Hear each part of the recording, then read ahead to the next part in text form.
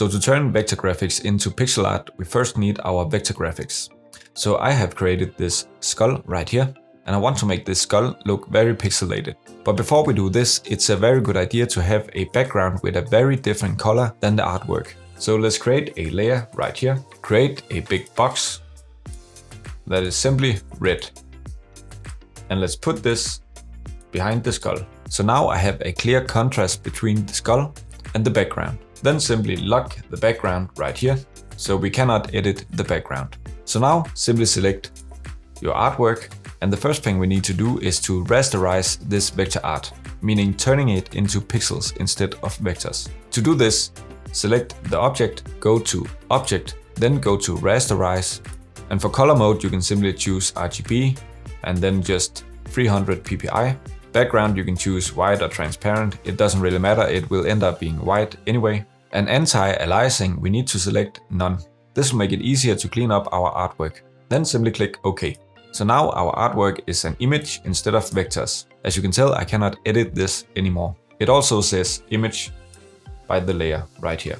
So now once again go to Object and go to Create Object Mosaic. And here we can choose the number of pixels that we want in this field right here. A width of 40 pixels is usually right, but it depends on the details in your artwork. And when you adjust the width, let's say I want 35 pixels, you need to click this button right here that says Use Ratio. This will adjust the ratio of pixels so that the artwork won't get squeezed or stretched. But let's just set this to 40 pixels. Now click OK. And here's how pixelated our artwork will be. If that is too pixelated or not pixelated enough, you simply click Ctrl Z to undo and do the mosaic again. I'm happy with this one, so let's continue to refine it and clean it up.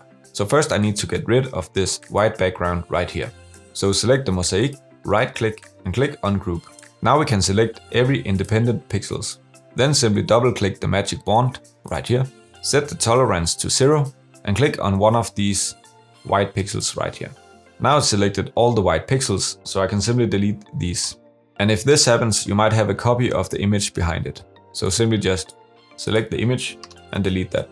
So now we need to clean up our pixel art, because we don't want all these mid-tone colors right here. We want the border to be entirely dark gray, the shadow to be entirely light gray, and the highlight to be this very light gray, whitish color. So let's zoom in and let's start working on the colors. So first I will select all these non-dark gray pixels by holding down the Shift key and simply selecting all the non-dark gray pixels in the border.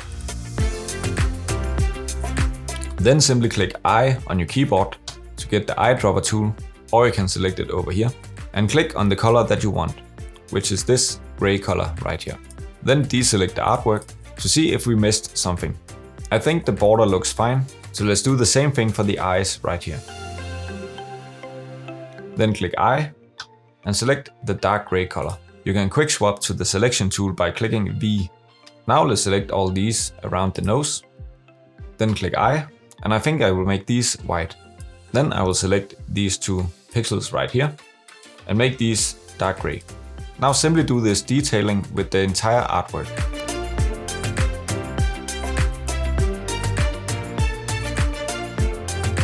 And now my entire artwork is only 3 different colors, which look way more clean. So use this technique in your next project. If you like this video, you can hit the like button, or you can watch this next video that YouTube recommends for you.